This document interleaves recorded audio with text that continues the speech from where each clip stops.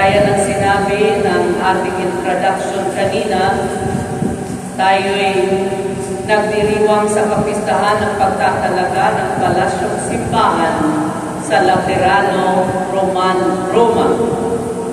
Kung bakit tinawag ito na Laterano, kasi ang lupang pinagtayuan ito ay pagmamayari ng mga Laterani family at idinonate kay Emperor Constantine at ibinigay naman sa simbahan by Pope Sylvester I. Itinalaga ang simbahang ito noong November 9, 324. So sino magsasabi bago lang ang simbahan natin? We are in the 4th century. Kagaya ng basilika ito, tayo'y konektado doon sa Basilika ng Laterano sa Roma. Yung sinasabi doon sa pintuan ng Laterano na simbahan, Omnium Orbes et Orbes Ecclesiarum Mater et Caput, which means the mother and head of all churches of the city and of all the world. 16 centuries old, it is dignified for 4 ecumenical councils held with its walls, and 28 popes have been buried in the church. And for 1,000 years, this was the seat of our Pope, the government, the church government, and it was moved only in the 13th century sa St. Peter Basilica. Needless to say, it is a senior in dignity than St. Peter. Kung anong selebrasyon mayroon ng St. Peter ngayon, noon ay itong simbahan ay siyang kauna-unahang ginagalapan. Pero anong kahalagahan nito para sa ating selebrasyon? Ang pagtatalaga ng simbahan in general. There are 3 things we must remember. Unang-una, while we believe that God is omnipresent, pwede naman tayo magdasal sa bahay. Bakit pa tayo pumunta dito? Bagyo ngayon. Pero, sinasabi sa atin, there is a place for worship, a place of intimate encounter with God. Kaya tayo nagtitipon bilang komunidad upang pasalamatan at papurihan ang Diyos dahil ito ang itinalagang simbahan para sa ating komunidad na tayo'y magkakaroon ng intimate encounter with God who is present in this church. Kaya nga, napakahalaga na tayong mananampalataya kahit pwede tayong magdasal kahit saan. Pero sa bawat linggo, dapat tayong nagtitipon dito sa dambanang ito na itinalaga ng Diyos. May isang istorya noon, si Cardinal Sin, habang siya nakaupo sa eroplano, may katabi siyang hindi nananampalataya, hindi naniniwala. Bakit daw kailangan pang pumunta sa simbahan para magdasal na pwede mang magdasal sa kahit saan? Nagpaliwanag ang butihing kardinal, pero hindi siya naintindihan ng tao niya. Then later on, tumayo ang lalaki at tinanong siya, saan ka pupunta? Sabi ng lalaki, pupunta sa CR, magsi-CR. Sabi ng puting kardinal, bakit hindi ka na lang dito? Sabi ng lalaki, hindi pwede. Of course not. There is a proper place for urinating. At sabi ng Cardinal, exactly the point I was trying to tell you about having a place for worship. Pangalawa, mga kapatid, the church is not just about building. The stones, the ornaments, and other physical parts of the church.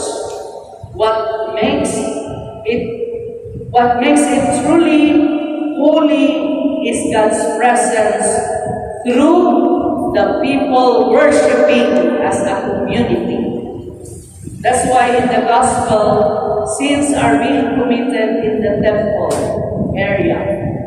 And in the first reading, ipinakita sa atin na ang bawat kung paano ginagawa ang isang lugar na banal. Sa amin sa Saudi Arabia, kung saan ako nagkamisyon, it takes us 3 hours para lang makapagsimba. At wala kaming sariling ganitong magandang simbahan kasi per community ang ginagawa namin. May kanilang chapel ang kada komunidad. Doon kami nagdarasal kada Biyernes. Kung bakit 3 hours kasi carpooling ang gagawin? Kasi hindi ka basta-basta makakapasok kung hindi ka membro ng komunidad. At kailangan mong pagsumikapang mag-aabot dapat 15 minutes before kasi sarado na ang gate ng bahay at may taong nagbabantay po sa labas pero kailanman hindi na kayo papapasukin dahil bawal na. Pag nakapasok na ang pari, which is siya ang last na pumapasok, siya rin ang unang lalabas pagkatapos ng misa. At kung may mga intruders, tatapusin ang misa at pupunta sa lamisa. Sa kabilang kwarto naman, may nakahandang mga pagkain, dala ng mga mananampalataya, at sasabihin may birthday party. Noong 2012,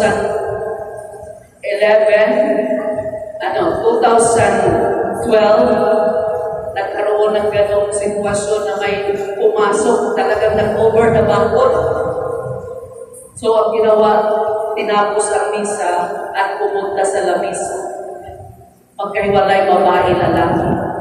Ganon kahigpit. Kaya, kung bakit nagiging banal ang isang lugar, it's because of the community, the praying community. Pangatlo, mga kapatid, it is a symbol of God's presence. Kaya nga, mayroon tayong kandila, 24 hours, 7 days a week. At pag nakita natin sa ating maaalala na ang Diyos ay nananahan sa lugar na ito. Kaya tayo may tabernakulo. Si Maria ang unang tabernakulo ng Diyos nang dumating si Jesus. Kaya sa bawat pagbisita natin, kaya dito sa paligid ng simbahan may nakikita kung nagmumotor, dumadaan muna, kumakaway, at nagsasign of the cross. Ang munting panalangin na yan ay malaking bahagi upang sa buong araw mo na paglalakbay, ikay may hadiah sa kapamakan, sa tulong at biyaya ng Diyos. Kaya mga kapatid, ito yung kung bakit tayo nandirito at nagpapasalamat sa kapistahan ng pagtatalaga ng simbahang Laterano sa Roma at kung bakit kailangan natin pagtuunan ito ng pansin. The church is a holy place because it is indwelt by the Holy Spirit. This is a call to recognize the sacredness of the community and to live in a way that respects this divine presence.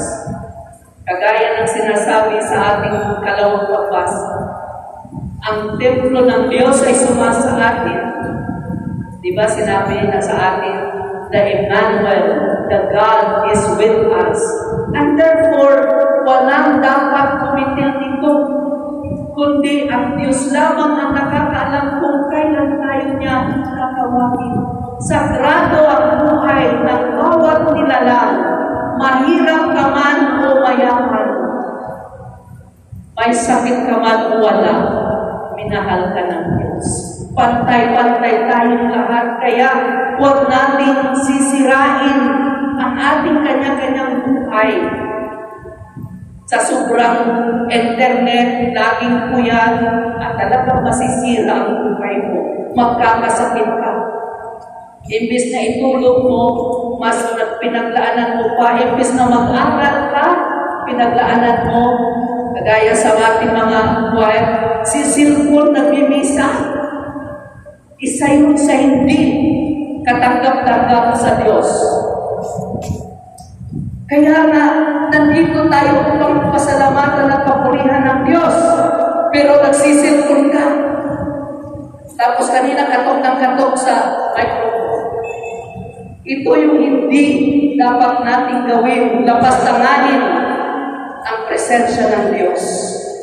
Kaya nga mga kapatid, sa pagpapatuloy natin sa banal na misang ito, ating idulog sa Diyos, lalo-lalo na ang panahon ito na hindi tayo maging kampante, maging laging handa para sa kauunlad at safety ng lahat.